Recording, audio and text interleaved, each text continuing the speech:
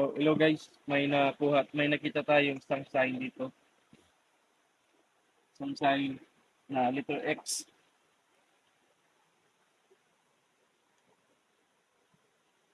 So guys, isang X sign. Tapos sa dulo nito, may butas. So, ibig sabihin nito guys, ayan, bato. Diyan mga ka-TH, nakita na namin yung treasure seal.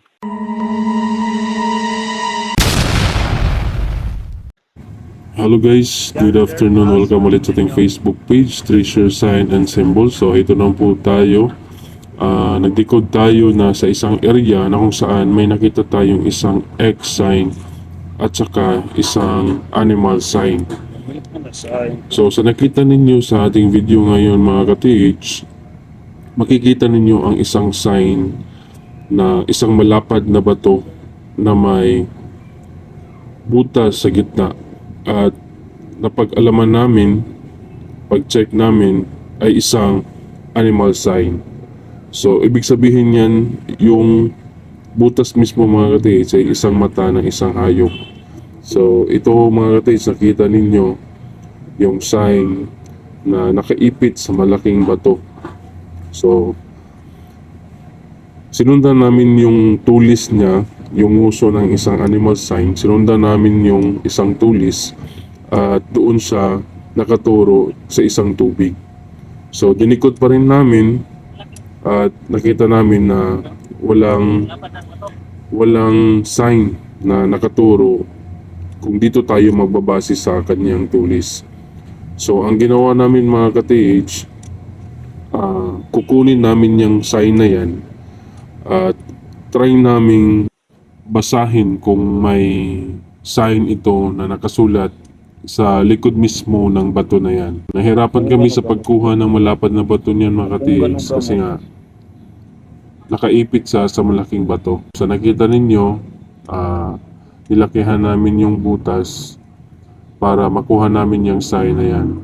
Kasi ang suspect kasi namin, kung wala doon sa mismong tulis nakaturo, kung wala doon yung treasure deposit, posibleng under ang paghukay nito.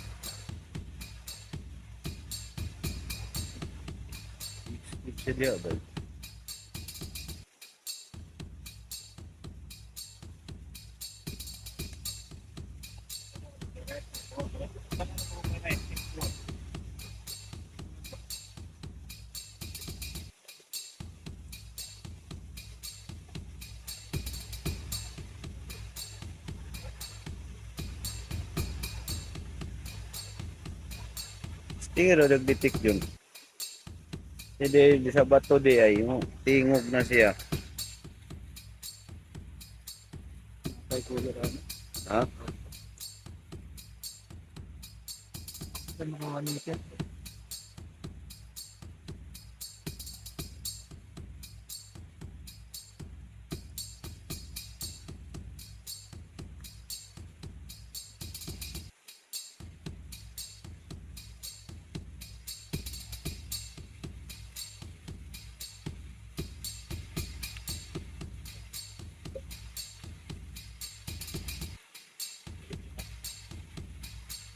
So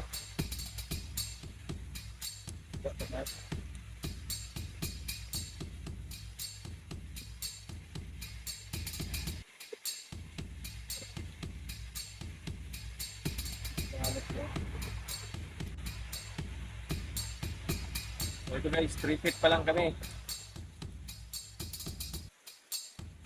Yan ako na, business field. Ito yun, no?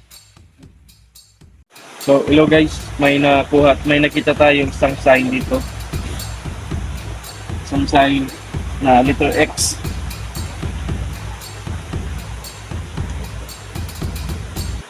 So guys, isang X sign, tapos sa dulo nito may butas. So, ibig sabihin nito guys, itong sign na to, ang susundin natin, itong light, atong linya na to, itong line, saka dito nakatago yung deposit. So, kung dito natin titignan sa taas, so ibig sabihin, may kuweba dyan sa taas. May nakita kaming kuweba dyan, tapos kailangan lang natin pasukin kasi closed tunnel kasi siya. Kailangan natin bagbagin yung entrance niya.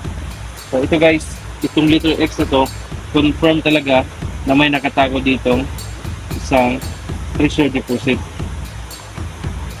So, ang ganda ng sign guys. Tapos itong X sign may butas din sa kabila. So sinundan natin yung butas sa kabila. 1 meter kasi may linya dito na 1, ibig sabihin ay 1 meter. So try namin nagdig doon. So tingnan nyo guys yung ilalim.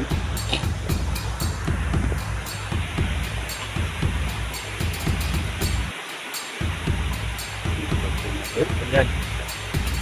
Bato.